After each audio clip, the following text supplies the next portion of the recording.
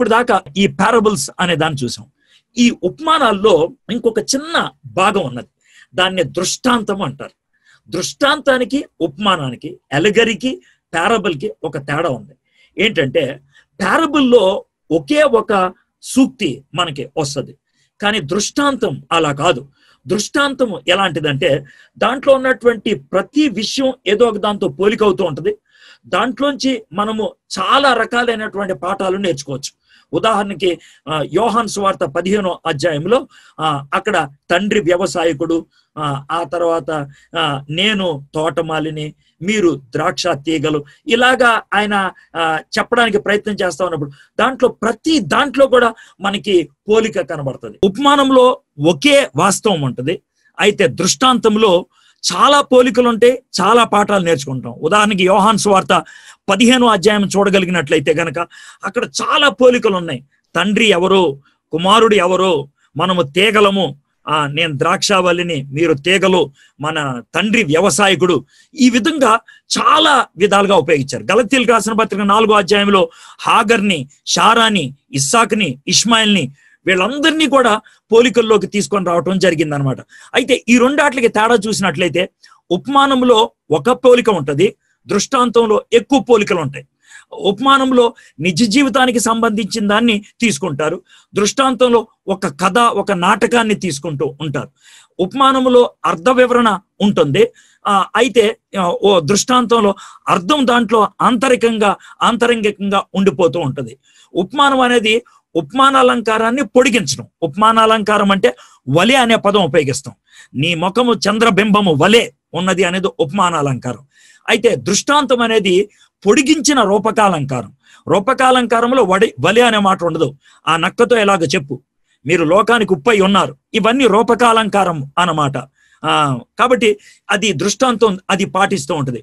ఒక ప్రాముఖ్యమైన సత్యం ఉంటుంది ఉపమానంలో, అయితే దృష్టాంతంలో చాలా సత్యాలు ఉంటూ ఉంటాయి. ఇది పారబుల్స్ కి, ఎలగరీస్ కి ఉన్నటువంటి ప్రాముఖ్యమైనటువంటి వ్యత్యాసం. ఇందాక మాట చెప్తూ ఏమన్నానంటే, నా తెలుగులో ఏమన్నా స్పెల్లింగ్ మిస్టేక్స్ ఉంటే దయచేసి మీరు క్షమించాలి. నేను 7వ క్లాస్ దాకే తెలుగు చదువుకున్నాను, ఆ తర్వాత చదువుకోలేదు. తొలి ప్రసంగాలు చేసేటువంటి దినాల్లో మా నాన్నగారు నాకు తర్జుమా చేస్తూ ఉండేవాళ్ళు. ఆ తర్వాత ప్రజలు అన్నటువంటి మాటలకి నేను ఒక పట్టుదలగా తీసుకొని తెలుగు నేర్చుకున్నాను, తర్జుమాలు కూడా చేశాను. అయితే ఇప్పటికీ ప్రసంగాలు సిద్ధపడటం ఇవన్నీ కూడా ఇంగ్లీష్ బైబిల్ నుంచే జరుగుతూ ఉంటుంది. తెలుగు బైబిల్ పక్కన పెట్టుకుంటాను. ఒకవేళ స్పెల్లింగ్ మిస్టేక్స్ ఏమైనా ఉంటే దయచేసి మీరు క్షమించాలి. ఓకే, సరే. నెక్స్ట్ మనం ఇప్పటికి 3 చూసాం.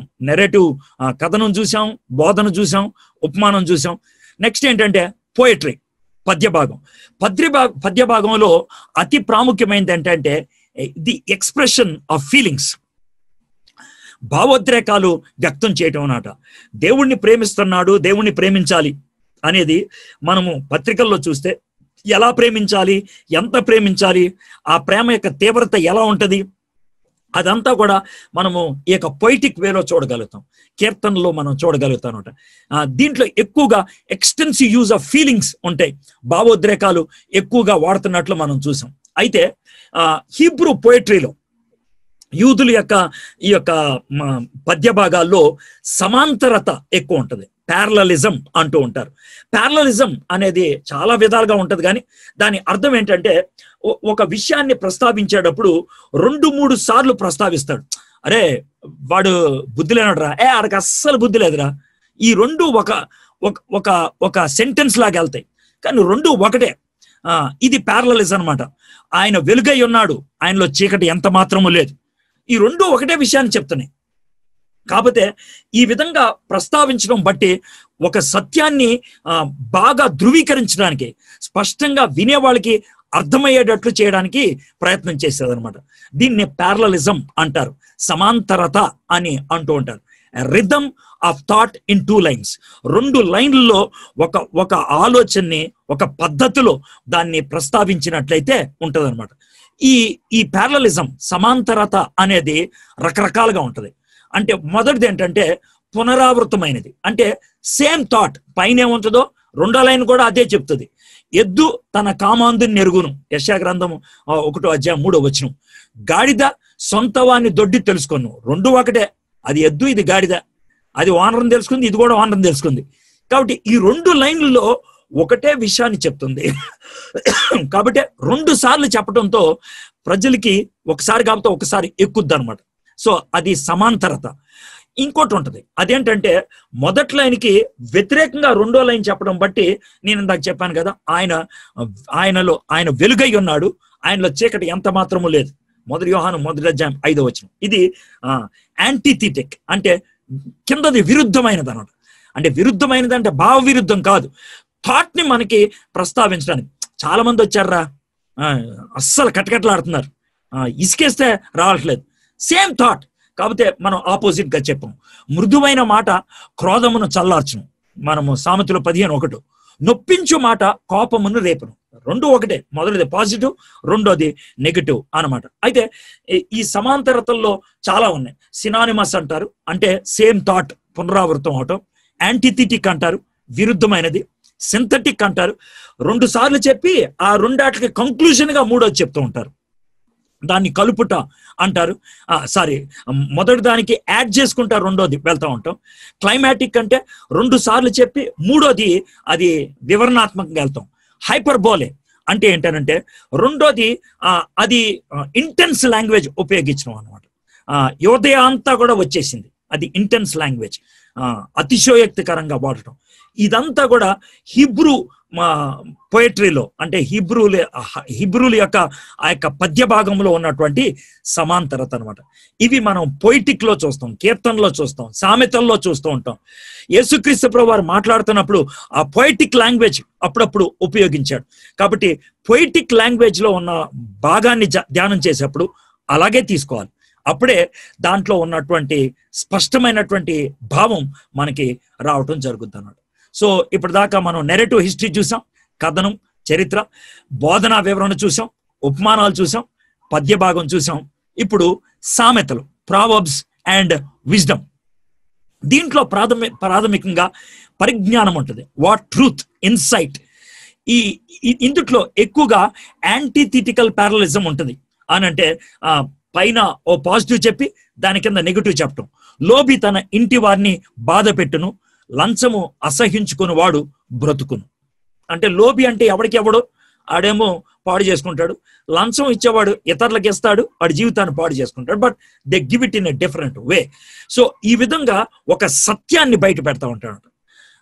అంటే డబ్బు నా దగ్గరే ఉండాలి అనుకోవటం వాడు చేసే తప్పు అయితే, డబ్బు సంపాదించడానికి ఏ కృత్రిమ పద్ధతైనా ఉపయోగిస్తా అనేది వీడి యొక్క ఉద్దేశం. సో దాంట్లో వచ్చేటువంటి ఒక థాట్ ఏంటంటే, డబ్బు కాదురా నీకు ప్రాముఖ్యం, క్యారెక్టర్ రా ముఖ్యం అని.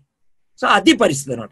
సో ఆ విధమైనటువంటి థాట్ ని, ఒక సత్యాన్ని వాళ్ళకి ప్రబోధించినట్లు అవుతారు. ఇది ప్రావర్బ్స్ గురించి మనం నేర్చుకునేటువంటి మాట అనమాట. క్షేమాభివృద్ధియు, హెచ్చరికయు, ఆదరణయు కలుగునట్లు ప్రవచించువాడు. నెక్స్ట్ వన్ ఏంటంటే ప్రాఫెసీ అండ్ అపాక్లిప్టిక్. ప్రవచనము, భవిష్య వాక్యం. ఇది సర్వసాధారణంగా మనం ప్రవచనాలు చూస్తూ ఉంటాం, ప్రకటన గ్రంథంలో చూస్తూ ఉంటాం. మీకు ఇక్కడ ఒక చిన్న మాట చెప్పాలి. ప్రవచనం అనేది 2 రకాలుగా ఉంటుంది, four telling, fourth telling. Four telling అంటే ఎప్పుడో యెషయా లాంటి వాళ్ళు ముందుగా చెప్పాడు. ఫోర్త్ టెల్లింగ్ అంటే ఆ పరిస్థితులకి మాట్లాడుతాం అనమాట.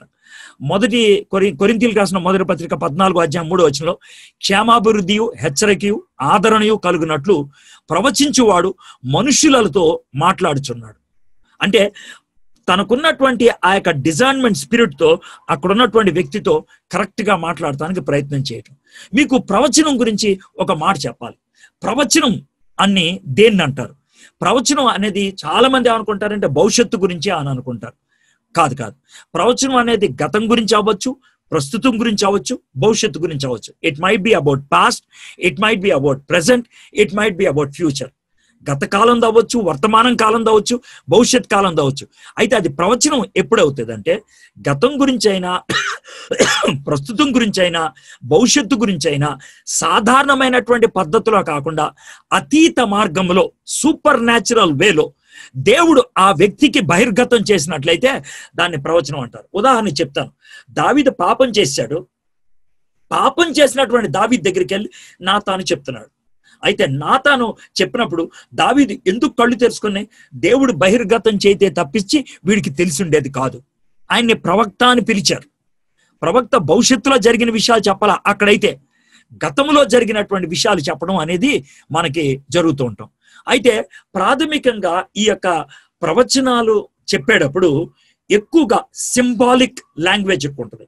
సింబాలిక్ లాంగ్వేజ్ అంటే అలంకారప్రాయమైనటువంటి పదాలు ఎక్కువ ఉపయోగిస్తూ ఉంటారు. అందుకనే మనకి ప్రకటన గ్రంథంలో కానీ, ఎజిక్యెల్ గ్రంథంలో కానీ, దానియేలు గ్రంథంలో కానీ, జకర్యాలో కానీ ఎక్కడైతే ప్రవచనాత్మకంగా రాశారో ఆ ప్రవచనంలో ఎక్కువ అలంకార పదాలు కనబడుతూ ఉంటాయి అన్నమాట. కాబట్టి ఆ అలంకారంలో దేన్ని సూచిస్తున్నాయి? సింహము అన్నప్పుడు అధికారం. 7 నక్షత్రాలు చేత్తో పట్టుకున్నాడు అనంటే అధికారం. 7 స్తంభాల మధ్యలో ఆయన సంచరిస్తున్నాడు అంటే సర్వవ్యామి అయినటువంటి దేవుడు. సో ఈ విధమైనటువంటి భావనతో వాళ్ళు రాశారు. అంతేగాని 7 స్తంభాలంటే 7 స్తంభాలు వేసేయటం, 7 నక్షత్రాలు అంటే 7 నక్షత్రాలు చేతి చుట్టూ పెట్టుకోవడం అది కాదు. అక్కడ సింబాలిక్ వేలో ప్రజెంట్ చేశారు అన్నమాట. తర్వాత భవిష్యత్తు గురించి రాసేటప్పుడు ప్రెసెంట్ టెన్స్ లో రాస్తాడు. ఇదిగో ఆయన ఏ తెంచుచున్నాడు అని. ఏ తెంచుచున్నాడు అనేది వర్తమాన కాలంలో ఉన్నటువంటి భాష. కానీ ఇదిగో ఏ తెంచుచున్నాడు అనే మాట ఎప్పుడో జరిగేది. కానీ ఇప్పుడు అలా రాశారు. ఎందుకు అలా రాస్తారు తెలుసా? ఇప్పుడు నేను కళ్ళు మూసుకొని ఉన్నాను, దేవుడు నాకు దర్శనాన్ని ఇచ్చాడు. ఆ దర్శనం ఏంటంటే 50 ఏళ్ల తర్వాత పలానా వ్యక్తి మంత్రి అవుతాడని ఊరిని అనుకుందాం. అంటే మీరు వేరుగా అనుకుందాం, మంత్రి అవుతాడని. ఇదిగో ఆయన మంత్రి అవుతుండగా నేను చూస్తున్నాను అని మనం అంటాం. నేను చూసిందే రాస్తాను ఇక్కడ, నేను దర్శనాత్మకంగా చూసిందే రాస్తాను. కానీ అది జరిగేది 10 ఏళ్ల తర్వాత. కాబట్టి రాసేటప్పుడు వర్తమాన కాలంలో ఉంటుంది, కానీ మనం యాక్చువల్ గా అది చూసినప్పుడు అది భవిష్యత్ కాలంలో జరిగినట్లు ఉంటుంది అన్నమాట. సో కాబట్టి ఆ యొక్క ఆ టెన్స్ యొక్క టెన్షన్ని అంటే ఆ యొక్క వ్యాకరణములో ఉన్నటువంటి కాల విషయాల్ని మనం జాగ్రత్తగా పరిశీలించాలి. ఎపాకలిప్టిక్ అని అంటే అంత్య దినాల గురించి లేకపోతే అంత్య కాలములో జరిగేటువంటి విషయాల గురించి రాసేటువంటి ప్రవచనం. దాన్ని ఎపాకలిప్టిక్ లిటరేచర్ అంటారు. ముఖ్యంగా ఈ 3 పుస్తకాలు ఎక్కువ కనబడుతుంది. దానియేలు గ్రంథం, ఎజిక్యెల్ గ్రంథం, ప్రకటన గ్రంథం. అందులో ఎక్కువగా సింబల్స్ ఉంటాయి. చాలా స్పెక్టాక్యులర్ గా రాసినట్లు మనం చూస్తూ ఉంటాం. ఇవి రచన శైలిలో ఒక్కసారిగా 1 షాట్ లో మీకు చూపిస్తా ఉన్నాను. దాంట్లో హైలైటింగ్ ఇష్యూస్ ఏంటో చూద్దాం. మనం మొదట చరిత్ర చూసాం, కథనం చూసాం. దీంట్లో అతి ప్రాముఖ్యమైనది సంఘటన. తర్వాత బోధ వివరణ చూసాం. దీంట్లో ప్రాముఖ్యమైనది ఐడియాస్, ఆలోచన. పారబుల్స్ చూసాం, దాంట్లో ప్రాముఖ్యమైనది ఒక సూక్తి, సేయింగ్. పోయట్రీ చూసాం, దాంట్లో మనం ప్రాముఖ్యంగా నేర్చుకోవాల్సింది ఫీలింగ్స్, భావోద్రేకాలు, అనుభూతులు చూడటం. ప్రావర్బ్స్ లో పరిజ్ఞానం, ఇన్సైట్ చూడటం. ప్రవచనము ఎపాక్లిప్టిక్ లాంగ్వేజ్ లో మనం చూసేది ప్రత్యక్షత. ఇది వివిధ రకాలైనటువంటి సాహిత్య శైలులు. నేను చాలా వివరంగా ఈ యొక్క పవర్ పాయింట్ ప్రెజెంటేషన్ చేశాను. నేను ఒకవేళ పూర్తి చేయలేకపోతే ఏమీ టెన్షన్ లేదు. బేసిక్స్ అయితే మీకు క్లియర్ గా చెప్పదలుచుకున్నాను. ఎందుకంటే బేసిక్ ఫౌండేషన్ చక్కగా ఉన్నట్లయితే తర్వాతి చదువుకోనైనా కూడా మీరు అద్భుతంగా ముందుకెళ్ళిపోవచ్చు. అందుకనే నేను బేసిక్స్ మీద ఎక్కువ టైం పెడతానికి ప్రయత్నం చేస్తాను. ఎక్కువ టైం అయిపోతుందని ఏం టెన్షన్ పడాల్సిన అవసరం లేదు. అయితే ఇప్పుడు మనం చదవటం గురించి వస్తున్నాను. నేను ఇందులో ఎక్కువ శాతం లివింగ్ బై ద బుక్ అని హోవర్డ్ హెండ్రిక్స్ రాశారు. ఆయన పుస్తకంలోంచి తీసుకున్నాను. ఆయన 10 చెప్పాడు, నేను 12 రాశాను. అంటే చదివే విధానాల గురించి ఆయన వర్ణించుకుంటూ వచ్చాడు. చదివే విధానాల్లో ఒకటి ఉదాహరణ చెప్తాను. ఇమాజినేటివ్ గా చదవటం, ఊహించుకుంటూ చదవటం. ఊహించుకుంటూ చదవటం అని అనేది ఇది ఎప్పుడు జరుగుద్దానంటే, ఒకవేళ చరిత్ర పుస్తకాన్ని చదువుతున్నాం, లేకపోతే నెరేటివ్ సువార్తలు చదువుతున్నాం. అవి చదువుతున్నప్పుడు ఒకసారి సన్నివేశాన్ని ఊహించుకోవడానికి ప్రయత్నం చేయాలి. సన్నివేశాన్ని ఊహించుకుంటే చాలా విషయాలు మనకి అర్థమవుతూ ఉంటాయి. చాలా విషయాలు. మీకు చిన్న ఉదాహరణ చెప్తాను. ఆదికాండం 22వ అధ్యాయంలో అబ్రహాముని దేవుడు దర్శనంలో కనబడి, నీకు ఒకే ఒక్క కొడుకున్నాడు కదా, ఆ కొడుకుని నాకు బలిచ్చేయని అడిగాడు. అది జరిగింది. అడిగినప్పుడు అబ్రహాము పనోళ్ళని పిలిపించి కట్టెలు కొట్టించి, కట్టెలు ఎన్ని కొట్టించాడు? కుమారుణ్ణి తగలబెడతానికి ఎన్ని కావాలో అన్ని. అవి గాడిద మీద పెట్టించి 2 పనోళ్ళు తీసుకొని కొడుకుని తీసుకొని 2 రోజులు నడిచాడు. 2 రోజుల తర్వాత దేవుడు మళ్ళీ చెప్పాడు, ఈ కొండ మీద అని. ఆ కట్టెలన్నీ కొడుకు నెత్తి మీద పెట్టాడు. కొడుకు నెత్తి మీద ఎన్ని కట్టెలు ఉన్నాయి? కొడుకుని తగలబెడతానికి సరిపడే అన్ని కట్టెలు ఉన్నాయి. ఇది ఊహించుకుంటున్నాం. అన్ని కట్టెలు నెత్తి మీద పెట్టుకొని ఇస్సాకు కొండ ఎక్కుతున్నాడు. అయితే అబ్రహాము చేతిలో 2 ఉన్నాయి. ఓ చేతిలో కాగడం ఉంది, ఓ చేతిలో కత్తి ఉంది. అబ్రహాము నడుస్తున్నాడు, ఇక్కడేమో ఇస్సాకు నడుస్తున్నాడు. దారిలో ఇస్సాకు పాపం ఆ కట్టెలు ఎన్నైతే తన్నే తగలబెడతాయో అన్ని కత్తెలు నెత్తి మీద ఉన్నాయి. అతను బలవంతంగా తిరిగి, నాన్నగారు నా నెత్తి మీద అయితే కట్టెలు ఉన్నాయి, మీ చేతిలో కాగడా ఉంది, కత్తి ఉంది, బలి పశువేది అని అడిగాడు. అంటే దేవుడు చూసుకుంటాడు రా అన్నాడు. ఆ విధంగా అనుకుంటూ 2 రోజులు నడిచినటువంటి ఆ కుర్రాడు కొండెక్కాడు. దీంతో మనకేమర్థం అవుతుంది, ఇస్సాకు చిన్న కుర్రాడేం కాదు, పసికోనేం కాదు, 10 ఏళ్ళో 12 ఏళ్ళో కుర్రాడేం కాదు, ఎదిగినటువంటి వాడు అనేటువంటి విషయం అర్థమవుతుంది. అది ఊహించుకుంటూ చదివితే మనకి అర్థం అవుతుంది అనమాట. కాబట్టి ఇక్కడ రకరకాలైనటువంటి పద్ధతులు ఉన్నాయి. ఆలోచనాపూర్వకంగా చదవటం, మళ్ళీ మళ్ళీ చదవటం, రిపీటెడ్గా చదువుతున్నప్పుడు మనకి భావం పదే పదే చదువుతున్నప్పుడు దాంట్లోంచి నెమ్మదిగా వెలికి తీసినట్లు అవుతుంది అనమాట. అది ఎలా ఉంటుంది అంటే మనం బొక్కని అంటే మూలుగు ముడిసిని నవిలితే లోనున్నటువంటి సారం దిగినట్లు చదివంగా ఆ వాక్యంలో ఉన్నటువంటి సారం మనకు అర్థం అవుతుంది. కొన్నిసార్లు నెమ్మదిగా చదివితే అర్థం కాదు, గట్టిగా చదివినప్పుడు మన చెవులో వినబడితే అది మనకి అర్థాన్ని ఇచ్చేదిగా ఉంటుంది.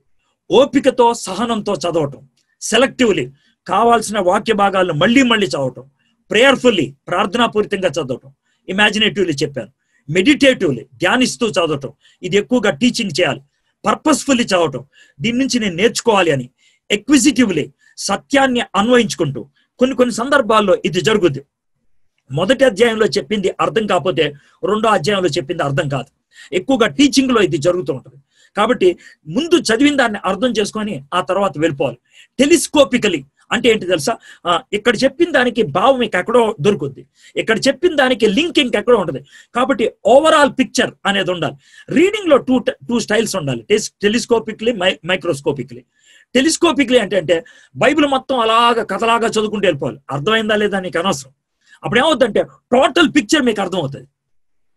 ఆ తర్వాత మైక్రోస్కోపిక్ గా మీరు చదవడం నేర్చుకోవాలి. మీకు ఉదాహరణ చెప్పాలంటే ఆదికాండం 50 అధ్యాయాలు.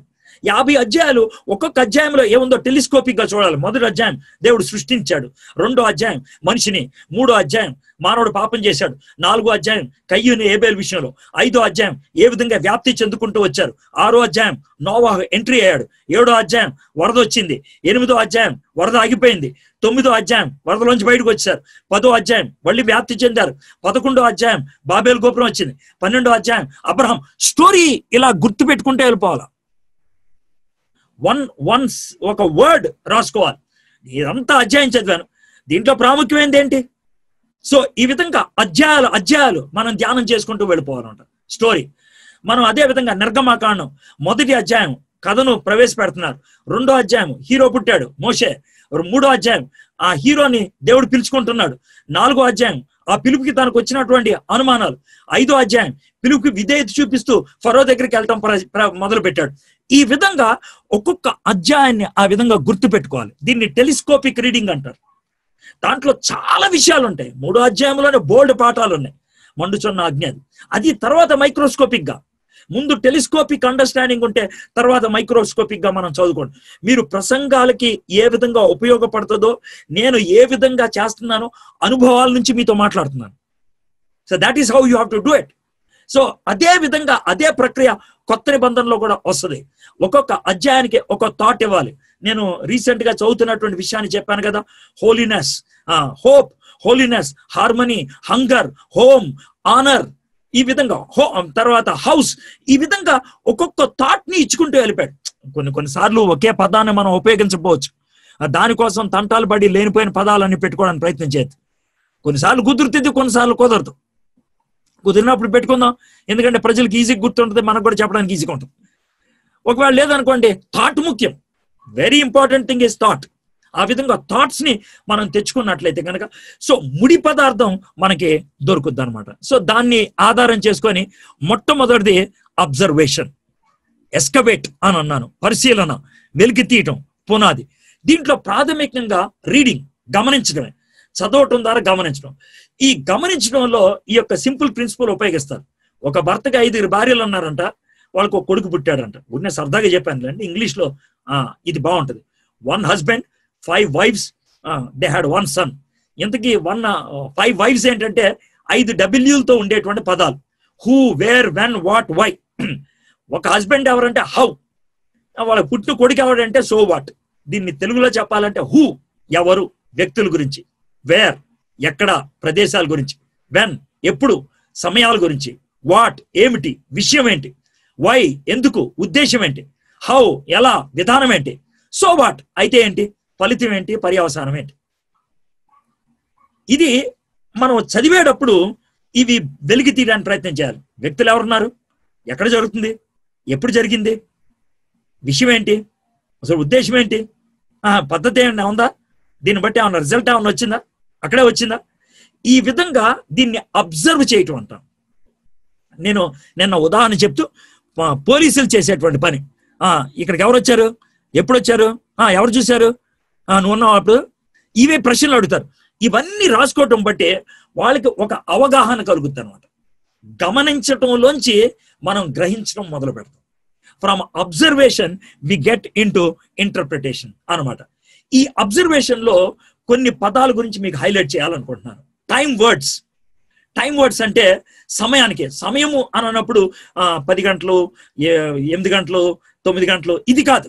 సమయం అన్నప్పుడు అదే కాకుండా ఇంకా చాలా విషయాలు, ప్రొద్దుగుంకిన తర్వాత, దాని తర్వాత, దానికంటే ముందు, ఇవన్నీ కూడా సమయాన్ని సూచించే పదాలే. సాయంకాలం ప్రొద్దుగుంకినప్పుడు జనులు సకల రోగులను దయ్యములు పట్టిన వారిని ఆయన వద్దకు తీసుకొని వచ్చిరి. ఎప్పుడు తెచ్చారు, దాట్స్ వెరీ ఇంపార్టెంట్. ఈ 35వ వచనం చూడండి, మార్క్స్ వార్త. ఎందుకంటే టైంని బట్టి ఆ వచనానికి వాల్యూ పెరుగుద్ది. ఆయన పెందల కడనే, అంటే పెందల కడ అంటే కొంతమంది 9 గంటలు లేచి పొద్దున్నే లేచి అని ఫీలింగ్ అవుతుంది. అందుకనే చాలా క్లారిటీ ఇచ్చాడు. ఆయన పెందల కడనే లేచి, ఇంకనూ చాలా చీకటి ఉండగానే, అంటే ఏంటంటే బహుశా 3 గంటలకో 4 గంటలకో, అది విషయం. ఎందుకంటే 3 గంటల నుంచి 6 గంటల దాకా వాళ్ళకి డే టైంలోకి ఎంటర్ అవ్వడానికి, అంటే 6 గంటలకి తెల్లారుతుంది కాబట్టి దాని ముందు జాము. సో ఆ టైంలో, అంటే తెల్లవారక ముందే, 6 గంటలకు ముందే లెగవటం అన్నది, ఈ 3 to 6 టైం గురించి ఆలోచిస్తూ ఉంటారు ఎక్కువగా. సో యేసుక్రీస్తు ప్రభువారు ఆ టైంలో, అర్థమైందా, మేబీ 3 o'clock 3:30 ఆయన పెందల కడనే లేచి, ఇంకను చాలా చీకటి ఉండగానే బయలుదేరి ఎక్కడికి వెళ్ళాడు, అరణ్య ప్రదేశమునకు వెళ్ళి. ఎందుకు వెళ్ళాడు, అక్కడ ప్రార్థన చేయించాడు. ఈ అబ్జర్వేషన్ లో ఎంత బాగుంది, ఎవరు చేశారు, ఎప్పుడు చేశారు, ఎక్కడికి వెళ్ళాడు, ఎందుకు చేశాడు. So this is called observation. దాంతో ఈ వచనంలో మనకి చాలా విషయాలు అర్థమవుతుంది. యేసయ్య అరణ్యంలోకి ఎందుకు వెళ్ళాడు, శిష్యులు తనని డిస్టర్బ్ చేస్తారేమో అని. అరణ్యంలోకి ఎందుకు వెళ్ళాడు, తండ్రితో ఏకాంతంగా గడపాలి కాబట్టి. ఎప్పుడు వెళ్ళాడు, తెల్లారుజామునే వెళ్ళాడు, చీకటిగా ఉన్నప్పుడే.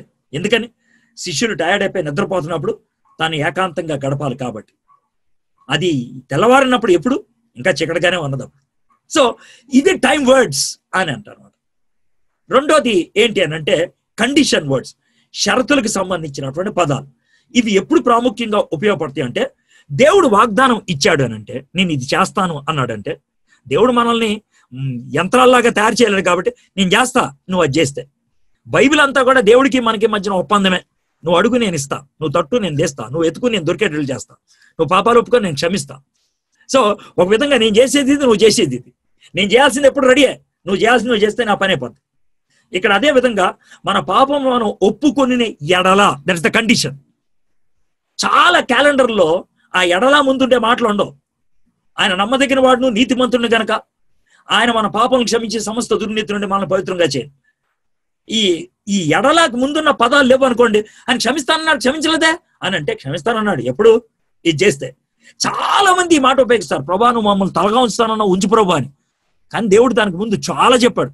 నేను ఇచ్చినటువంటి ఆజ్ఞలు నువ్వు శిరస వహించి, నువ్వు నీ పిల్లలకి ఇది బోధించి, నీ యొక్క కంఠహారంగా దాన్ని కలిగి ఉంటే, అర్థమైందా, నీ యొక్క నుదుటి మీద రాసుకుంటే, గోళ్ళ మీద అది పెట్టుకుంటే, ఇవన్నీ చేస్తే అప్పుడు నేను తలగా ఉంచుతా. అది కండిషన్, ఇది రిజల్ట్, ఇది ప్రామిస్. కాబట్టి ఆ కండిషన్ వర్డ్స్ ని మనం గుర్తిస్తే కనుక మనకి చాలా బాగా అర్థమవుతుంది. ప్లేస్ వర్డ్స్ గురించి చెప్పాను కదా. ప్లేస్ వర్డ్స్ అంటే యెరూషలేము, యెరికో ఇవే కాదు. నా యందు మీరును మీ యందు నా మాటలను నిలిచి ఉండిన ఎడల మీకు ఏది ఇష్టమో అడుగుడి, అది మీకు అనుగ్రహించబడును. ఇక్కడ ప్లేస్ వర్డ్ చాలా ప్రాముఖ్యం. ప్లేస్ అన్నప్పుడు ఒక రిలేషన్ వర్డ్. నాతో మీకు, మీతో నాకు ఒక చక్కటి సంబంధం ఏర్పడిపోయినట్లయితే నాకు భిన్నంగా మీరు ఆలోచించలేరు, నాకు వ్యతిరేకంగా మీరు అడగలేరు, నాకు అయిష్టమైంది మీరు అడగరు. Because you love me, you have that relation with me. అది యేసుక్రీస్తు ప్రభువారు ఎస్టాబ్లిష్ చేసి, అప్పుడు మీరు ఏదైతే ఇష్టమో అడగండి, అప్పుడు నేను మీకు ఇస్తాను. నాతో కనెక్షన్ లేకుండా మీరు అడిగాడు అనుకో, నన్ను పరీక్షించడానికి అడిగినట్లు, నన్ను విసిగించడానికి అడిగినట్లు, నా నుంచి ఏదో లాభం పొంది వెళ్ళిపోదామని అడిగినట్లు. అయితే నాలో ప్రేమ బంధం ఉన్నప్పుడు అడిగినప్పుడు ఉభయులకు ఇష్టపడిందే అడుగుతాం, లేకపోతే అడగం. నీకు అర్థమైంది కదా? అది ప్లేస్ వర్డ్ని బట్టి మనకి అర్థమవుతుంది. లూకాసు వార్త 4:42 ఉదయమైనప్పుడు ఆయన బయలుదేరి అరణ్య ప్రదేశమునకు వెళ్ళను. జనసమూహము ఆయన వెతుకుచూ ఆయన ఎద్దకు వచ్చి తమ్మును విడిచిపోకుండా, ఇక చూసినట్లయితే వెన్ హీ వెంట్ అనే విషయం అర్థమవుతుంది. తర్వాత ఇది ఎక్కువగా టీచింగ్ లో కనబడుతుంది. కాజ్ అండ్ ఎఫెక్ట్, కార్యకారణ సంబంధం. అంటే ఏంటంటే, ఇది ఎందుకు జరిగిందంటే దీన్ని బట్టి, ఇది ఎందుకు జరిగిందంటే దీన్ని బట్టి. ఈ లోకంలో ఈ విధమైనటువంటి అనర్థకాలు, జబ్బులు, కష్టాలు ఎందుకు వచ్చినాయి? రోమిలకు రాసిన పత్రిక 1:18 దేవుని ఉగ్రత పడుతుంది. దేవుని యొక్క ఉగ్రత ఎవరి మీద పడుతుంది? పాపం చేసినటువంటి మనిషి మీద పడుతుంది. పాపం మనిషి ఎందుకు చేస్తున్నాడు? తనకి తెలిసిన సత్యాన్ని ఆయన ఉల్లంఘించాడు, తెలియకుండా ఉన్నటువంటి దరిద్రమైన పాపాన్ని చేశాడు. సో ఇది విషయం అన్నమాట. సో ఇది కాజ్ అండ్ ఎఫెక్ట్. ఆ పదాలు చూస్తే మనకి అర్థమవుతుంది అన్నమాట. రిజల్ట్ వర్డ్స్, ఫలితము, పరిణమించడం. రోమిలకు రాసిన పత్రిక 16 అధ్యాయాలు. ఈ 16 అధ్యాయాల్లో మొదట రక్షణ అంటే ఏంటో చెప్పాడు, సాల్వేషన్. తర్వాత పవిత్రత అంటే ఏంటో చెప్పాడు. తర్వాత ప్రత్యేకత అంటే ఏంటో చెప్పాడు. 3 అయిపోయినాయి: రక్షణ, పరిశుద్ధత, ప్రత్యేకత. ఈ 3 చెప్పిన తర్వాత మొదటి 3, 4 అధ్యాయం 5వ అధ్యాయం దాకా రక్షణ గురించి ఉంటే, ఆ తర్వాత 8వ అధ్యాయం దాకా పవిత్రత గురించి ఉంటే, 9, 10, 11 అధ్యాయాల్లో ప్రత్యేకత గురించి ఉంటే, 12వ అధ్యాయం నుంచి ఆయన పరిచర్యకి పిలుస్తున్నాడు, పరిశుద్ధ జీవితానికి పిలుస్తున్నాడు. చూసారా ఒక థాట్ ఎంత చక్కగా ఉందో? కాబట్టి ఇదంతా ఎందుకు చేశాడు? కాబట్టి. సో అది మనం పట్టుకోగలిగితే కనుక చాలా స్పష్టంగా అర్థం చేసుకోగలుగుతాం. పర్పస్ వర్డ్స్, ఉద్దేశాన్ని వెల్లడి చేసేది. యేసు దేవుని కుమారుడైన క్రీస్తు అని మీరు నమ్మునట్లు, నమ్మి ఆయన నామమందు జీవం పొందినట్లు ఇవి రాయబడిన. ఎందుకు రాశారు? చాలా స్పష్టంగా ఉంది. మన సంతోషం పరిపూర్ణ మటుకే మేము ఈ సంగతులు రాయిచున్నాం. సో ఈ విధంగా పర్పస్ వర్డ్స్ అంటే ఉద్దేశం అనేది మనకి బహిర్గతం అవుతుంది. తర్వాత ఒక చిన్న వాక్య భాగంలో, ఒక పారాగ్రాఫ్ లో ఒక పదం పదే పదే రిపీట్ అవుతుంది. మీరు మీ స్క్రీన్ మీద చూసినట్లయితే సువార్త అనేటువంటిది ఈ యొక్క 5 వచనాల్లో 6 సార్లు కనబడుతుంది. ఎందుకనంటే ఈ యొక్క పారాగ్రాఫ్ అంతా సువార్త గురించి కాబట్టి. సో ఒక పదం రిపీట్ అవుతూ ఉన్నట్లయితే 2-3 సార్లు, దాంతో మనకేమర్థం అవుతుందంటే దాని చుట్టూ ఆ యొక్క పారాగ్రాఫ్ అంతా ఉన్నది అనే విషయం అర్థం. సో దాని గురించి ప్రాథమికంగా రాయబడింది అని అంటాను. ఇవన్నీ గమనించడానికి మనకి ఉపయోగపడుతుంది. So this is observation. దీని కళ్ళు ఎక్కువ ఉపయోగించాలి. ఇక రెండోది ఇంటర్ప్రిటేషన్, ఇరెక్ట్, సూపర్ స్ట్రక్చర్ని, వివరణ, భాషానువాదం. దీనికి బుర్ర బాగా ఉపయోగించాలి. ఇక్కడే బాగా పదును పట్టాలి, ఇక్కడే బుర్ర వేడెక్కిపోద్ది. అయితే గమనించడం అనేది అంతా ఏమి లేదు, అక్కడ ఉన్న దాన్ని వెలికి తీయటమే. అక్కడ షార్ప్గా ఉంటే సరిపోద్ది, ఇక్కడైతే స్మార్ట్గా ఉండాలి. అక్కడైతే షార్ప్గా ఉండాలి, సునిశ్చితంగా చూడటం నేర్చుకోవాలి. ఇక్కడ అలా కాదు, చూసిన దాన్ని అర్థం చేసుకోవడానికి బుర్ర ఉపయోగించాలి. అది పరిస్థితి. అది షార్ప్, ఇది స్మార్ట్. అది కళ్ళు, ఇది బుర్ర. అక్కడ ముడి పదార్థాన్ని తెచ్చుకున్న దాన్ని ఏ విధంగా వాడుకోవాలో నిర్ధారించడానికి ప్రయత్నం చేస్తున్నారు. నేను ప్రాథమికంగా చాలా ఉంటుంది ఇంటర్ప్రిటేషన్. ఇంత లావు పుస్తకాలు రాశారు ఒక్కొక్కరు. అయితే మనకి బేసిక్స్ గా 3 విషయాలు మీకు చెప్తానంతేనండి, సింపుల్ గా. ఈ 3 విషయాలు గుర్తుపెట్టుకుంటే మీకు చాలా స్పష్టంగా అర్థమైపోతుంది. ఒకటి ఏంటంటే ద చాజ్మ, అగాధం. ఈ బొమ్మ మీ ముందు ఎందుకు పెట్టానంటే, ఆ ముందున్న రాయేమో అప్పటోళ్ళు, అది పాత నిబంధన వాళ్ళు అవనియండి, కొత్త నిబంధన వాళ్ళు అవనియండి, ఎవరైనా సరే అప్పటోళ్ళు. కొత్త నిబంధన అయితే 2000 సంవత్సరాల క్రితం, పాత నిబంధన అయితే కనుక రాసింది 3500 సంవత్సరాల క్రితం. జరిగింది ఎప్పుడో 5000 అవ్వచ్చు, 10,000 అవ్వచ్చు. అప్పుడు ఎప్పుడో జరిగింది, మనకు వచ్చింది. అప్పటిది ఇప్పుడు మనం దాన్ని చూస్తున్నాం. అప్పుడు దాన్ని ఇప్పటికి డైరెక్ట్ గా వాడు దూకేస్తున్నట్లు ఆ వాక్యాన్ని నేరుగా తీసేసుకుంటే చాలా తప్పుడు అర్థాలు వచ్చేస్తాయి. దాన్ని అర్థం చేసుకోలేం. అందుకనే అది ఏ విధమైనటువంటి ప్రక్రియ గుండా వెళ్లాలో ఇంటర్ప్రిటేషన్లో ఇక్కడ చూపుతున్నాను. ఒకటి, వారు ఏం చూశారు లేదా ఏం విన్నారు. వాళ్ళు ఏం చూశారు, వాళ్ళు ఏం విన్నారు, లేకపోతే ఏం అనుభవించారు. అది మొదట. వారు ఏం అర్థం చేసుకున్నారు, వాళ్ళు, నువ్వు కాదు, వాళ్ళు ఏం అర్థం చేసుకున్నారు ఆ విధంగా చేయటం బట్టి, ఆ విధంగా జరగడం బట్టి. వారు ఎలా స్పందించారు, వాళ్ళు, నువ్వు కాదు, వాళ్ళు. ఇది పూర్తిగా తెలిసిన తర్వాత మొదట ఇది చేయకుండా మన సందర్భంలోకి తీసుకోకూడదు. మొదట చేయాలి. వాళ్ళు ఎలా చూశారు దాన్ని వాళ్ళు ఎలా అర్థం చేసుకున్నారు, దానికి వాళ్ళు ఏ విధంగా స్పందించారు, అసలు వాళ్ళకి ఏ విధమైన భావం ఇచ్చింది, ఆ తర్వాత దాన్ని మన జీవితంలోకి తెచ్చుకోవడానికి ప్రయత్నించాలి. మీకు ఒక చిన్న సన్నివేశం చెప్తాను, అర్థమైందా? దాన్ని వాళ్ళు ఎలా అర్థం చేసుకున్నారు, వాళ్ళు ఎలా తీసుకున్నారు, తీసుకోకుండా దాన్ని అలాగే తీసుకుంటే ఏమవుతుందో కూడా ఒక ఉదాహరణలా చెప్తాను. ఒకవేళ నేను మాట్లాడింది మీలో ఎవరైనా అలాగే చేసి ఒకవేళ హర్ట్ అవ్వకూడదు. మీరు తెలియక చేశారు, తెలిసి తెలియక చేసిన దాన్ని దేవుడు అప్పటి కాలానికి ఊరుకున్నాడు, ఇంక ఊరుకోడు. అందుకని ఈ విధంగా వివరిస్తున్నాను. ఏంటనంటే, యేసుక్రీస్తు ప్రభువారు తాను అప్పగించబడతాడు అనుకున్నప్పుడు ఆ కొద్ది క్షణాల ముందు జరిగినటువంటి విషయం ఏంటి అనంటే, యేసుక్రీస్తు ప్రభువారు తాను మేడ మీదకి వెళ్ళమన్నారు. అక్కడ అంతా సిద్ధపరచడానికి ఇద్దరు పంపించాడు. యోహాన్ని, పేతుర్ని పంపించారు. వాళ్ళిద్దరు వెళ్ళారు, అంతా అరేంజ్ చేసేసారు. వాళ్ళు సరసాధారణ కింద కూర్చుంటారు. మధ్యలో చిన్న బల్ల ఉంటుంది. బల్ల అంటే టేబుల్ అనుకోవద్దు, మామూలుగా స్టూల్ లాంటిది ఉంటుంది, చిన్నది, పెద్దది, వెడల్పుది. చుట్టూ వీళ్ళు పరుపులు వేసుకొని కూర్చుంటారు, కాళ్ళు ముందుకు చాపుకొని కూర్చుంటారు. ఇది పరిస్థితి. ఆ విధంగా కూర్చున్నప్పుడు యేసుక్రీస్తు ప్రభువారు అందరు కాళ్ళు చూశాడు. ఆ కాళ్ళు అన్ని మురిక్గా ఉన్నాయి. సర్వసాధారణంగా యూదుల ఆచారం ఏంటంటే, ఎవరైతే వాళ్ళ ఇంటికి ఆహ్వానిస్తారో వాళ్ళు బయట నుంచి ఉంటారు.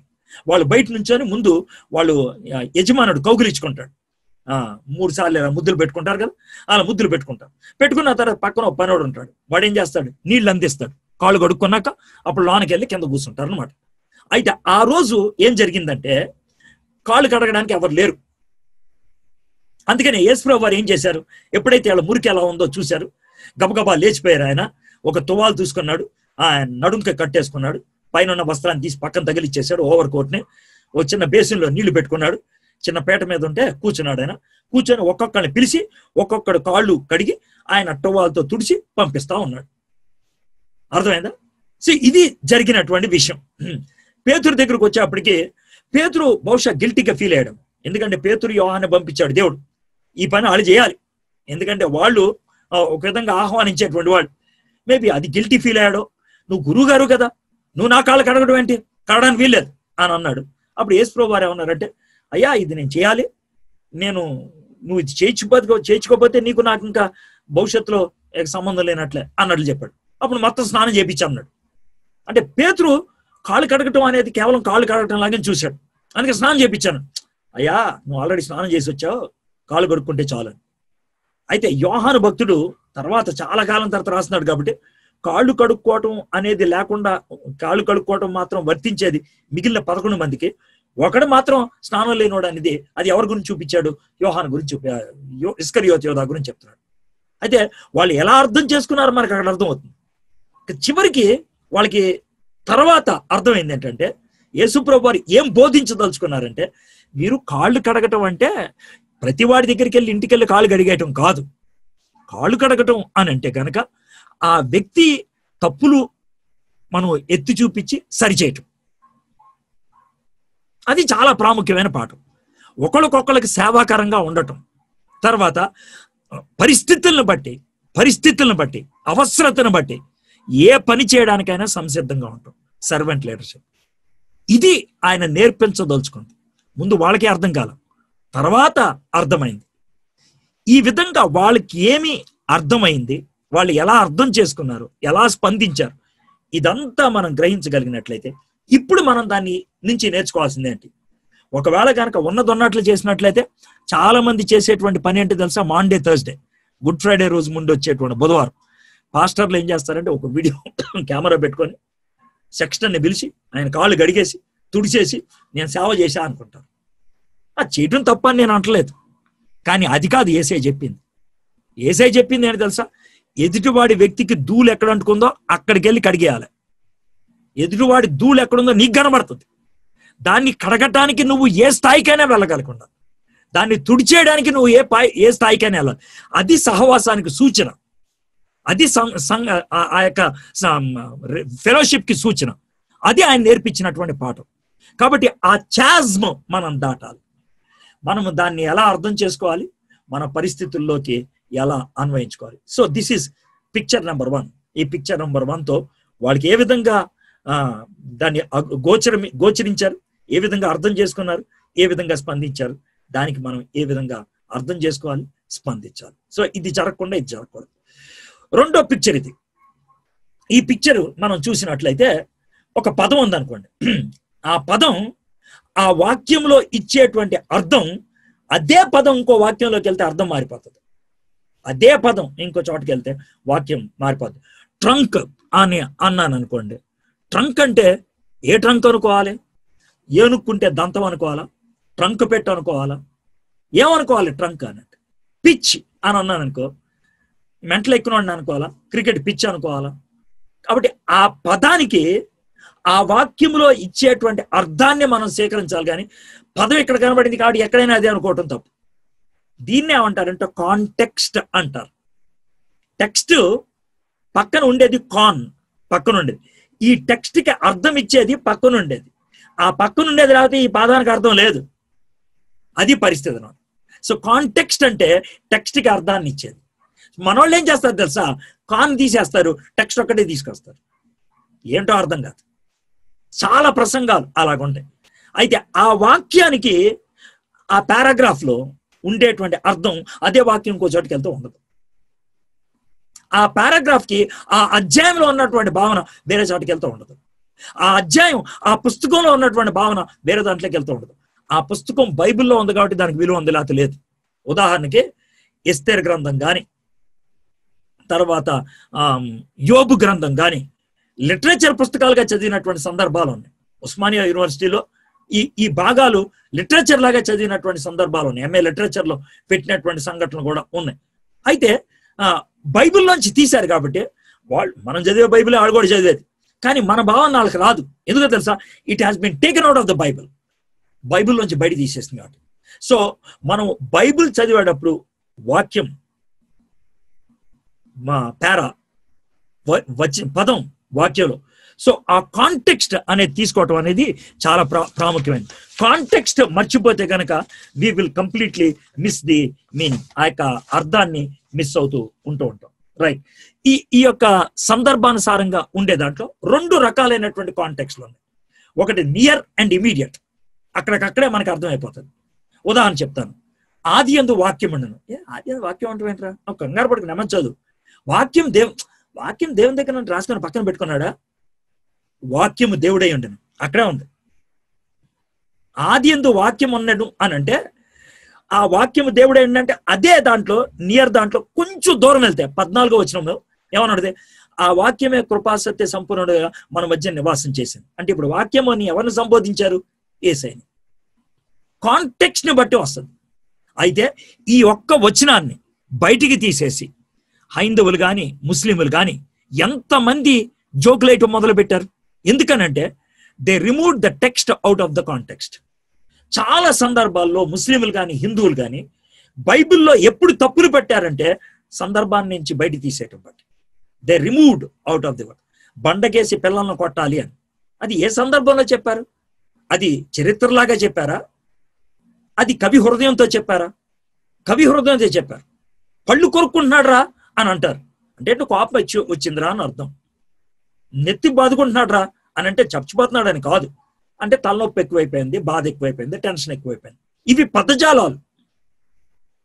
అదే 4 రాళ్ళు వెనకాల వేసుకోరా అంటే రాళ్ళు వేసుకున్నారా? క్వారీలో పనిచేసేవాడా? కాదు. కాస్త డబ్బు సంపాదించుకోరా. ఇది అలంకారప్రాయంగా పద్య రూపంలో ఉపయోగించేటువంటి పదజాలాలు. సో దాన్ని ఆ యొక్క కాంటెక్స్ట్ లోంచి బయటికి తీసేసి రకరకాలుగా పెడార్థాలు ఇచ్చినటువంటి సందర్భాలు ఉన్నాయి. ఇక్కడ ఫిలిప్పీలు రాసిన పత్రిక 2వ అధ్యాయం 12-13 వచనాలు. కాంటెక్స్ట్ ఇమీడియట్ గానే ఉంటుంది, కానీ అక్కడ దాకా చదువు వదిలేయటం బట్టి ఎన్ని తప్పర్థాలు వస్తాయి చూడండి. కాగా నా ప్రియులారా, మీరెల్లప్పుడూ విధేయులై ఉన్న ప్రకారం నా ఎదుట ఉన్నప్పుడు మాత్రమే కాక మరి ఎక్కువగా నేను మీతో లేని ఈ కాలమందును జాగ్రత్త. భయముతోనూ వణుకుతోనూ మీ సొంత రక్షణ కొనసాగించుకోండి. చాలా మంది పాస్టర్లు ఆ ఒక్క సెంటెన్స్ ఉపయోగిస్తారు. భయముతోనూ వణుకుతోనూ మీ సొంత రక్షణ కొనసాగించండి. ఎవడైనా వింటున్నాడు, అమ్మో అంటే రక్షణ పోద్దనమాట అనే భయం ఏర్పడుతుంది. పౌలు ఉద్దేశం అదా? అస్సలు కానే కాదు. నేను ఉన్నప్పుడు మీరు ఎలా బతుకుతున్నారు, లేనప్పుడు కూడా అలాగే బతకంటారా అని ఇమీడియట్ కాంటెక్స్ట్ ఉంది. 12వ వచనం.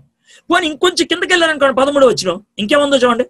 ఎందుకనగా మీరు ఇచ్చయించుటకును కార్యసిద్ధి కలిగి చేసుకొనుటకును తన దయా సంకల్పం నెరవేర్చుటకై మీలో కార్యసిద్ధి కలిగి చేయవాడు దేవుడే.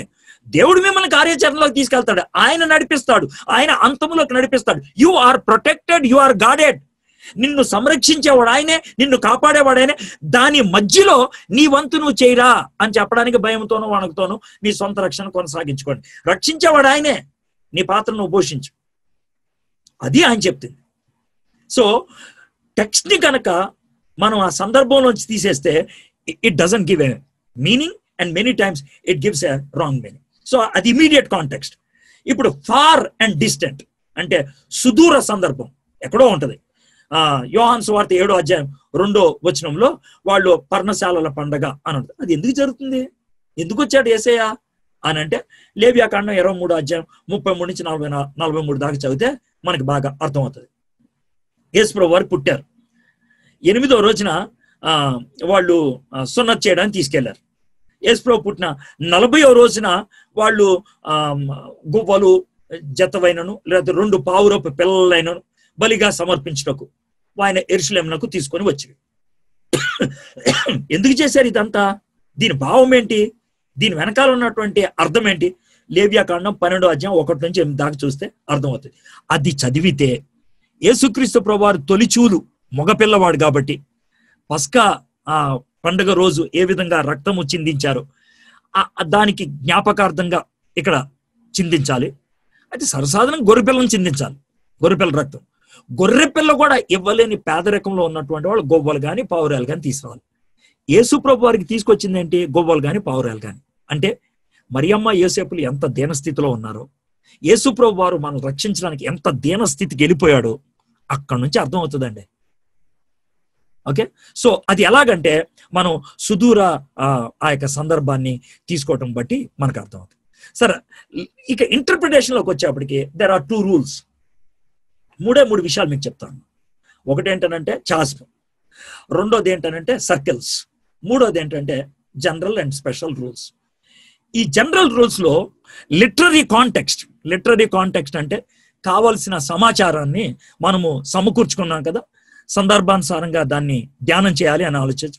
హిస్టారికల్ గా, కల్చరల్ గా, జియోగ్రాఫికల్ గా, థియోలాజికల్ గా మనము సందర్భానుసారంగా చదువు. కాంటెక్స్ట్ అని అన్నప్పుడు అది ఏ వాక్య భాగంలో ఉంది, ఏ చరిత్రలో ఉన్నది, ఏ సంస్కృతిలో చెప్పబడింది, ఏ భౌగోళిక భాగంలో చెప్పబడింది, తాత్వికంగా ఎప్పుడు చెప్పబడింది. ఈ కాంటెక్స్ట్ ని ఇన్ని కోణాల్లో మనం చూడాలన్నమాట.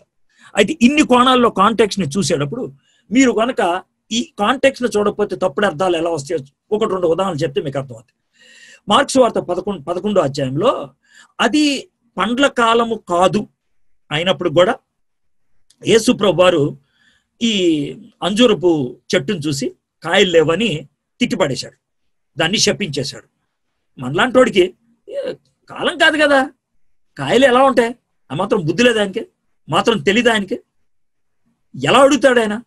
ఇది మనకు వచ్చేటువంటి ప్రశ్న. అయితే దీనికి మనము జాగ్రఫీ, కల్చర్ ఈ 2 అర్థం చేసుకుంటే కనుక బాగా అర్థమవుతుంది. పాలస్తీనా ప్రాంతంలో, ఇస్రాయల్ దేశం ప్రాంతంలో అంజూరపు చెట్లకి 2 పంటలు ఉంటాయి. 2 పంటలు. ఒకటి డిసెంబర్, నవంబర్ నుంచి జనవరి మధ్యలో వస్తుంది పంట. రెండోది మార్చి, ఏప్రిల్లో వస్తుంది. అయితే డిసెంబర్ ఆ ప్రాంతంలో వచ్చే పంట ఓనర్ తీసుకుంటాడు. ఒక అంజూరపు చెట్టు ఉందనుకోండి, 100 కాయలు వచ్చినాయి అనుకోండి డిసెంబర్ నెలలో. అదే అంజూరపు చెట్టుకి మార్చి, ఏప్రిల్ నెలలో ఒక 5-10 కాయలు వస్తాయి. ఇవి కాలం అయిపోయిన తర్వాత వచ్చే కాయలు. కాలం అయిపోయిన తర్వాత వచ్చేటువంటి కాయలు యూదులకు ఇచ్చినటువంటి ఆజ్ఞ ఏంటంటే రోడ్డు మీద వెళ్ళే వాళ్ళకి అది ఓనర్ తీసుకోకూడదు. మొదటి కాపు ఓనర్ తీసుకుంటాడు. ఈ కాలం కాని కాలంలో వచ్చేటువంటి కాపు రోడ్డు మీద వెళ్ళే వాళ్ళకి వదిలేయాలి. ఆ రోజు ప్రయాణం చేస్తూ వెళ్తుంది యేసయ్య. ఆయనకి చెందాలి ఆ కాపు. అది లేదు కాబట్టి కోపం తెచ్చుకున్నాడు. యేసుక్రీస్తు ప్రభువారు దీన్ని ఏ విధంగా చెప్తున్నాడు? ఇశ్రాయేలీల్ని అంజూరపు చెట్టుతో పోల్చి, నేను మిమ్మల్ని ఎందుకు పెట్టాను? మీరు ఫలించి మీ ఫలం ఈ ప్రపంచం అంతా కూడా అనుభవించాలని. మీరు ఫలించలేదు, ప్రపంచం అనుభవించలేదు. అక్కడ ఆ చారిత్రకమైనటువంటి ఆ భౌగోళికమైనటువంటి వాస్తవాన్ని యేసుక్రీస్తు ప్రభువారు ఆ విధంగా ఆపాదించినట్లు మనం చూస్తాం.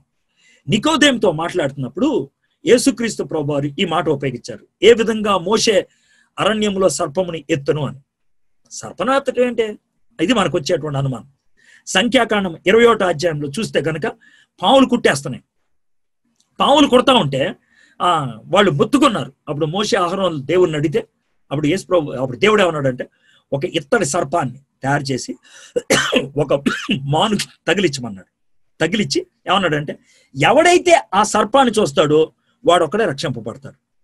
అంటే సర్పం వాడిని రక్షించిందా? కాదు. వాడిని రక్షించింది ఏంటి? విధేయత. దేవుడు చెప్పాడు, నేను చూస్తా ఆ పావుని. ఎవడైతే ఆ పావును చూశాడో వాడు రక్షింపబడ్డాడు. అక్కడ రక్షణ విశ్వాసం ద్వారా కలిగింది. పాము చేసింది ఏమి లేదు. ఒకవేళ ఎవడన్నా మోషే అంక చూశాడు అనుకో, ఆయన పాము కలిసిద్ది. అహరోను అంక చూశాడు అనుకో, ఆయన పాము కలిసిద్ది. ధర్మశాస్త్రమైన యాజక ధర్మమైన పనిచేయదు, అక్కడ విధేయత పనిచేస్తుంది. ఈ మూడు ఉన్నాయి చూసారు. యేసుక్రీస్తు ప్రభువారు అక్కడ ఆ ఉదాహరణలో చూపించింది అనమాట. అది ఎలా అర్థమవుతుందంటే, థియోలాజికల్ గా మనం లిటరేచర్లో హిస్టరీలోకి వెళ్ళి చూస్తే అర్థమవుతుంది. సో ఇది కాంటెక్స్చువల్ గా ఇంటర్ప్రెట్ చేయటం అనేది అన్నమాట.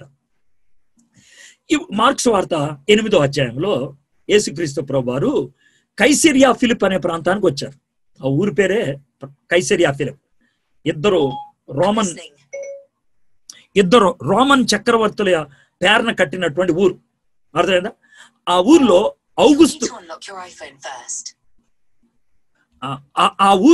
ఔగుస్తు రాజుకి ఒక పాలరాతి బొమ్మ కూడా తయారు చేశారు. పాలరాతి అది అంటే ఏంటి? చక్రవర్తిని పూజించేటువంటి ప్రాంతం అన్నమాట. చక్రవర్తి దేవుడని పూజించే ఆ ప్రాంతానికి వచ్చిన తర్వాత యేసు ప్రభువు వారి శిష్యులందరినీ చుట్టూ కూర్చోబెట్టుకొని, నా గురించి ఏమనుకుంటున్నారు అందరూ అని అడిగాడు. అడిగితే ఒక్కొక్కరు ఒక్కో విధంగా చెప్పారు. పేతురుని అడిగాడు, నువ్వేమనుకుంటున్నావు అని. అయ్యా, నువ్వు మెస్సవయ్యా, మేము ఎదురు చూసే రక్షకుడు నువ్వే. ఆ ప్రాంతంలో రోమన్ చక్రవర్తిని కాకుండా ఇంకెవరినైనా ప్రభు అని పిలిచిన, అభిషక్తుడని ఆలోచించిన వాళ్ళని చంపేస్తారు. ఆ ప్రాంతంలో ఆ జియోగ్రాఫికల్ లొకేషన్ లో అడుగుతున్నాడు. రెండోది ఏంటంటే, మార్కు సువార్త 16 అధ్యాయాలు సెంటర్ పాయింట్ అది. అంటే అప్పుడు దాకా యేసు ప్రభు వారు తాను చేయగలిగేటువంటి కొన్ని పనులు చేసి ఒక అవగాహన వచ్చిన తర్వాత అప్పుడు అడుగుతున్నాడు ఆయన. సో కాంటెక్స్చువల్ గా దాన్ని చూస్తే, ఎందుకు అడిగాడు ఈ ప్రశ్న, ఎప్పుడు అడిగాడు ఈ ప్రశ్న, ఎక్కడ అడిగాడు ఈ ప్రశ్న, ఎవ్రీ యాంగిల్ ఆ ఒక్క చిన్న ప్యాసేజ్ లో మనం చూడగలుగుతాం. సో దాన్ని ఆ కాంటెక్స్చువల్ గా, సందర్భానుసారంగా చూస్తే మనకి అర్థమయ్యేటువంటి విషయం. గర్జించు సింహము అనే మాట ఉన్నదనుకోండి, పదాన్ని పట్టుకొని సింహం ఉన్నది అది యేసు ప్రభుకే అని అనుకుంటే, ఎక్కడ సింహం ఉన్నా అది యేసు ప్రభు అనుకుంటే కనుక 1 పేతురు 5వ అధ్యాయం 8వ వచనంలో గర్జించు సింహాలి అని ఉన్నది యేసు ప్రభు గురించి కాదు, సాతానుడి గురించి. అందుకే నేమన్నానంటే, పదము వాక్యములో ఎలా, ఎవరి కోసం, ఎందుకు, ఎలా ఉపయోగించబడిందో దాన్ని తెలుసుకోకపోతే కనుక పెడార్థాలకి వెళ్ళేటువంటి పరిస్థితులు ఉన్నాయి. తర్వాత విశ్వాసము, కార్యాలు, ఇది థియలాజికల్ కాంటెక్స్ట్. పౌలు యాకోబుకి ఒక విధంగా పెద్ద వివాదం ఉన్నట్లుగా మనకు అనిపిస్తుంది. అస్సలు వివాదం ఏమి లేదు. పౌలు భక్తుడు కానీ యాకోబు కానీ క్రియల గురించి కానీ విశ్వాసం గురించి కానీ వాళ్ళు వేరు వేరు సందర్భాల్లో వాడుతున్నారు. పౌలు భక్తుడు ఏమంటే, ఇది రక్షణ అనుకోండి, రక్షింపబడడానికి క్రియలు ఏం లేవు, చాలా స్పష్టంగా చెప్పాడు. పేతురు భక్తుడు విశ్వాసాలు రాస్తున్నాడు, రక్షింపబడిన తర్వాత ఖచ్చితంగా కార్యాలు ఉండాలి. ఈయనేమో రక్షణ కార్యాలు లేవు, ఈయనేమో రక్షింపబడితే కార్యాలు ఉండాలి. వీళ్ళిద్దరి మధ్యన వివాదం లేదు.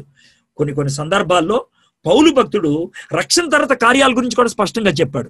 ఎఫెసీయులకు రాసిన పత్రిక 2వ అధ్యాయం 8-9 వచనాలు చూశారనుకోండి, మీరు రక్షించబడింది కృపచేతనే, విశ్వాసం ద్వారా, ఇది మీ క్రియల వల్ల కాదు, ఎవడు గొప్పగా ఫీల్ అవ్వాల్సిన లేదని 8-9 వచనాల్లో చెప్పాడు. చెప్పి 10వ వచనం ఏమని చెప్తున్నాడు, ముందుగా ఏర్పరచబడిన సత్క్రియల కోసం దేవుడు మిమ్మల్ని తయారు చేశాడు.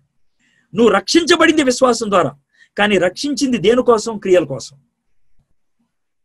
సో బ్యూటిఫుల్ ఉంది. సో పౌలు భక్తుడు విశ్వాసము క్రియలు అని చెప్పింది రక్షణకు ముందు. యాకోబు పత్రికలో యాకోబు మాట్లాడింది రక్షణ తర్వాత. సో ఆ థియోలాజికల్ కాంటెక్స్ట్ మనం చదివితే గనక మనం వివాదాల్లోకి వెళ్లకుండా చక్కగా మనము చూడగలుగుతాం. ఇవి జనరల్ రూల్స్. అయితే ఈ జనరల్ రూల్స్ లో గ్రామర్, వ్యాకరణం చాలా ప్రాముఖ్యమైనది. గత కాలానికి సంబంధించిందా, వర్తమాన కాలానికి సంబంధించిందా, భవిష్యత్ కాలానికి. ఉదాహరణకి విశ్వాసులంగా మనము పరలోకానికి వెళ్తామా, నరకానికి వెళ్తామా? ఖచ్చితంగా పరలోకానికే. ఎలాగండి? ఎందుకనంటే ఈ లోకంలో ఉన్నప్పుడే మనము నీతిమంతులు అని తీర్పు తీర్చబడ్డాం. అయిపోయింది, జడ్జిమెంట్ అయిపోయింది. నువ్వు ఎక్కడికి వెళ్ళాలంటానికి ఎక్కడే జడ్జిమెంట్ అయిపోయింది. కాగా నా మాట విని నన్ను పంపిన వాని యందు విశ్వాసం ఉంచువాడు నిత్య జీవం గలవాడు. వాడు తీర్పులోనికి రాక మరణంలో నుంచి జీవంలోనికి దాటి ఉన్నాడు. అయిపోయింది. యోహాను సువార్త 3వ అధ్యాయంలో ఎవరైతే దేవుని యొక్క ప్రత్యక్షత ఉన్నదో, యేసుక్రీస్తు యొక్క వెలిగింపు ఉన్నదో, వాళ్ళు దాన్ని తృణీకరిస్తే 3వ అధ్యాయంలో వాళ్ళు అప్పుడే తీర్పు తీర్చబడ్డారు. ఏమని? వీళ్ళు కొటిశాండ్రు అయిన. So there is one judgment on this earth. ఈ భూమి మీద ఒక తీర్పు ఉన్నది. అది పరలోకానికి వెళ్ళేదా, నరకానికి వెళ్ళేదా? పరలోకానికి వెళ్ళిన తర్వాత మనము ఆయన యొక్క న్యాయ పీఠం ముందు కూర్చుంటాం. అది కండెమినేషన్ కోసం కాదు, అంటే నీ మీద నేరారోపణ చేయడానికి కాదు, లెక్కలు తేల్చుకోవడానికి. నీకు వరాలు ఇచ్చాను, ఏం చేసావు? నీకు అవకాశాలు ఇచ్చాను, ఏం చేసావు? నీకు టైం ఇచ్చాను, ఏం చేసావు? లెక్కలు తేల్చుకోవడానికి. అది విషయం అన్నమాట. సో అది వేరు, ఇది వేరు. సో ఇది ఎప్పుడు తెలుస్తుంది అంటే when we look at the grammar. మనం వ్యాకరణం చూసినట్లయితే మనకి బాగా అర్థం. ఇక స్పెషల్ రూల్స్ వచ్చినట్లయితే ఇది చాలా ప్రాముఖ్యమైనది. అలంకారిక వ్యక్తీకరణలు, ఫిగరేటివ్ ఎక్స్ప్రెషన్స్. ఈ అలంకారిక ఎక్స్ప్రెషన్స్ అని అన్నప్పుడు కొన్ని వాక్యాల్ని ఉన్నది ఉన్నట్లుగా తీసుకోకూడదు. అయితే ఏవి తీసుకోవాలి, ఏది తీసుకోకూడదు? చాలా రకాలే ఉంటాయి, కానీ కొన్ని మాత్రం మేము ముందు పెట్టాను. Always take a passage in it's literal sense unless there is a good reason for doing otherwise. ఎల్లప్పుడూ సాహిత్యపరమైన అర్థాన్ని తీసుకోండి, అక్కడ ఏముందో అదే తీసుకోండి. అలా చేయకూడదు అని అనటానికి ఒక మంచి కారణం ఉంటే తప్పించి, అయ్యా బాబు ఇది తీసుకుంటే కుదరట్లేదా బాబు, తీసుకోవాల్సిందని. ఉదాహరణకి ప్రకటన గ్రంథం 7వ అధ్యాయంలో 1,44,000 మంది అని ఉంది అనుకోండి. 1,44,000 మందేనా? ఆ ఫిగర్ అంతేనా? దాని వెనకాల ఏదో భావం ఉండాలి. ఎందుకనంటే యూదుల పరిభాషలో కొన్ని అంకెలకు, కొన్ని సంఖ్యలకి కొన్ని భావాలు ఉంటాయి. 7 ఆత్మలు అంటే మనం ఓ పరిశుద్ధాత్మనికే కింద మీద అవుతున్నాం అంటే 7 ఆత్మలు అంటే 7 ఆత్మలు ఉన్నాయన్న. 7 అనేది యూదులు ఉపయోగించేటువంటి పరిపూర్ణ సంఖ్య. 4 రాళ్ళు వెనకాల వేసుకోరా అంటే కాస్త డబ్బులు వేసుకోరా, అడిగి 100 సార్లు చెప్పా అంటే 100 సార్లు లెక్కేసి చెప్పా ఉంటుంది, ఎక్కువ సార్లు అని. అర్థమైందా? 2 అడుగులేదా అంటే కొంచెం ముందుకు రారా, 4 రోజులు ఉంటారా అంటే ఎక్కువ రోజులు ఉంటారా, 2 రోజులు వెళ్ళిపోతానండి అంటే రేపు త్వరలో వెళ్ళిపోతానండి. ఇవి ఈ పదాలు, ఈ సంఖ్యలకి కొన్ని భావాలు ఉన్నాయి. సో అదే విధంగా 1,44,000 అనేది యూదుల పరిభాషలో జాన్ వాల్వుడ్ అనేటువంటి ఆయన ఇచ్చినటువంటి ఇంటర్ప్రిటేషన్ నాకు బాగా నచ్చింది. 12 అనేది యూదులకి అందరూ అని అర్థం అనమాట. ఎందుకంటే 12 గోత్రాలు, 12 గంపలు ఎత్తారు అంటే కింద పడిందంతా ఎత్తారని. 12 అని అంటే అందరూ అని అర్థం. 12 × 12 144. అన్ని తరగతుల్లో, అన్ని తెగల్లో, అన్ని జాతుల్లో అందరూ 144. 1000 అనేటువంటి మాట యూదు ఎప్పుడు ఉపయోగిస్తాడంటే ఇంకా అంతకంటే ఎక్కువ చెప్పలేము అనుకోండి. నా దగ్గర బోల్డ్ ఉన్నాయి అని చిన్నపిల్లలు ఎలా అంటారో, యూదులు అతి ఎక్కువ ఉపయోగించారు. 1000 దినాలు నీకు ఒక్క రోజులాగా ఉంటుంది అంటే 1000 అనేది చాలా ఎక్కువ నాడు. సో అన్ని వర్గాలకి చెందినటువంటి వాళ్ళు అందరూ, అనేక మంది. చాలా బ్యూటిఫుల్గా అనిపించింది 1,44,000. అది ఆయన ఇచ్చినటువంటి భావం. ఇక్కడ సాంగ్ ఆఫ్ సాలమన్ లో, పరమగీతాల్లో మనము చదువుకున్నట్లయితే, నీ కందర దంత గోపుర రూపము, నీ నేత్రముల జనపూర్ణమైన, ఇవన్నీ చూసామనుకో మనిషి ఎవడన్నా అలా ఉంటాడా? ఉండడు. అది అలంకారప్రాయం అనే విషయం అర్థమవుతుంది. సో ఖచ్చితంగా అలంకారప్రాయం అని అనిపిస్తే తప్పించి దాన్ని మనం అలంకారంగా తీసుకోవడానికి ప్రయత్నం చేయకూడదు. సో క్విక్ గా చెప్పాలని. So this is the first one. ఇక సారీ, నేను ఇది యాక్టివేట్ అయిపోయింది, అందుకే లేట్ అవుతుంది. Use figurative sense when the passage tells you to do so. అంటే దాంట్లో స్పష్టంగా అది అలంకారప్రాయంగా వచ్చింది అని. ఉదాహరణకి యోసేపు ఉన్నటువంటి కాలంలో ఫరోకి కల వచ్చింది, అందులో జంతువులు కనబడ్డాయి, పెద్ద ఆవు చిన్న ఆవు, ఈ చిన్న ఆవు పెద్ద ఆవును తినేయటం, ఇది అలంకారప్రాయం అని స్పష్టంగా అర్థమైపోతుంది. సో అది ప్యాసేజే చెప్తుంది అది అలంకారప్రాయం అని. ఇది రెండోది, use figurative sense if the literal meaning is impossible or absurd. ఉన్నదున్నట్లుగా అర్థం అసాధ్యం లేదా అసంబద్ధం అయితే అలంకారిక భావాన్ని ఉపయోగించండి. ఇర్మియా గ్రంథంలో ఒక వచనం చూపిస్తాను. ఈ దేశమంతట్లో నువ్వెక్కడికి పోయినను ప్రాకారము గల పట్టణముగాను ఇనుప స్తంభముగాను ఇత్తడి గోడలుగాను నీ ఉండినట్లు ఈ దినమును నిన్ను నియమించి ఉన్నాను. అంటే దేవుడు మనిషిని గుమ్మలాగా చేస్తాడా? కాదు, కదల్చబడకుండా గట్టిగా చేస్తాను అని అంటున్నాడు అలంకారప్రాయంగా. సో అక్కడ దాంట్లో స్పష్టంగా మనకి కనబడుతూ ఉన్నది. Okay, use figurative sense if the literal meaning involves something immoral. అంటే చెడ్డది ఉన్నదున్నట్లుగా తీసుకున్నట్లయితే అనైతికమైనది కలిగి ఉంటే అలంకారిక భావాన్ని ఉపయోగించాలి. యేసుక్రీస్తు ప్రభువారు ఈ మాట ఉపయోగించారు, నా రక్తాన్ని తాగి నా శరీరాన్ని భుజించకపోతే నాలో పాలి భాగస్థుడు కాదు అని. దీన్ని చాలా మంది తప్పుగా అర్థం చేసుకున్నారు. ఆయన అలంకారిక భాషలో ఉపయోగించాడు, దాన్ని లిటరల్ గా తీసుకొని క్యానిబాలిజం అన్నారు, వెళ్ళిపోయినటువంటి వాళ్ళు కూడా ఉన్నారు. ఓకే, నెక్స్ట్,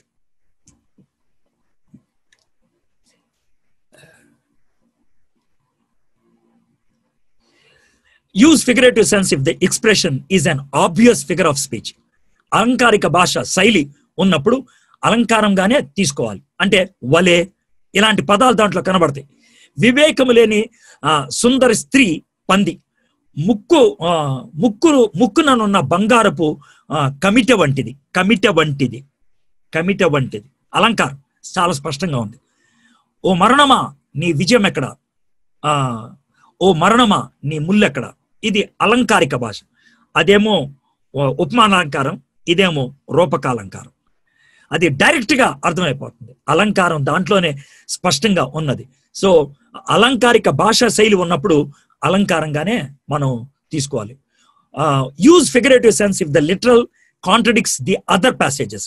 ఉన్నదున్నట్లుగా తీసుకుంటే ఇతర వాక్య భాగాలకు భిన్నమైన అలంకారిక భావం, అప్పుడు భిన్నమైతే అలంకారిక భావం తీసుకోవాలి. ఉంటే సూది బెజ్జంలో దూరుట సులభము. ఇది నేను కొంతమంది దీనికి వివరణ ఇవ్వడానికి ఎన్ని రకాలైనటువంటి కథలు చెప్పాడు. సూది బెజ్జం అంటే అక్కడ గోడలో సూది అనేటువంటి ఒక ద్వారం ఉంటుందని, దాంట్లో ఒంటిని దింపుదని పిచ్చి పిచ్చిగా చాలా చెప్పారు. అయితే స్పష్టంగా యేసుప్రభు వారు దీనికి భావం చెప్పుకుంటా అక్కడే వెళ్ళిపోయారు. యేసుప్రభు దృష్టిలో ధనవంతుడు పరలోకంలోకి వెళ్ళడు అని కాదు, కష్టతరం, అది కష్టతరం. ఆ కష్టతరాన్ని చూపించడానికి ఇలాంటి భావాన్ని ఉపయోగించాడు. It's a figurative way of saying. అది ఫిగరేటివ్, అది అలంకారిక భాష. అంతేగాని దానికి ఓ చరిత్రపరమైనటువంటి అర్థాన్ని ఇవ్వాలి అని అనుకుంటే కనుక పొరపాటే. If a literal interpretation goes contrary to the context and the scope of the passage, ఆ యొక్క వాక్య భాగ వివరణకు అది వ్యతిరేకంగా అనిపించినట్లయితే అక్కడి నుంచి వెళ్ళిపోవాలి. If a literal interpretation goes contrary to the plan and purpose of the author, అంటే గ్రంథకర్త రాసినటువంటి విషయానికి ఉద్దేశానికి వ్యతిరేకంగా వెళ్తుంది అన్నప్పుడు అలంకారిక భాషలో చెప్పుకోవాలి. దుష్టుల ఆలోచన చెప్పన్నాడక, పాపుల మార్గం నిలవక, అపహాసులు కూర్చుండక, యెహోవా ధర్మశాస్త్రం ఆనందించు, దివారాత్రులు ధ్యానించేవాడు ధన్యుడు, అతడు చేయనిదంతే. ఆ విధంగా చెప్తూ అతను నీటి కాలు ఎవరిన నాటబడింది, ఆకు వాడక తన కాలమందు ఫలమిచ్చు చెట్టు వల్లే ఉండు, అతడు చేయనిదంతయు సఫలమగును. ఆ మొక్క పట్టుకొని చాలా మంది ప్రాస్పెరిటీలోకి వెళ్ళిపోయారు. అదంతా అలంకారం ఉపయోగించి ఆ ఒక్క మొక్కే లిటరల్ సెన్స్ లోకి ఎలా వెళ్తాడు? అది కూడా అలంకారిక భాషలోనే చెప్పాడు. అతడు చేయనిదంతయు సఫలమగును అన్నప్పుడు క్యారెక్టర్ గురించి మాట్లాడుతున్నాడు ఆయన, ప్రాస్పెరిటీ గురించి మాట్లాడట్లేదు. సో లిటరల్ సెన్స్ లో ఉన్న దాన్ని లిటరల్ గా తీసుకోవాలి. మనము ఫిగరేటివ్ అలంకారిక భాషలో ఉన్నది మనం అలంకారికగానే తీసుకోవాలి.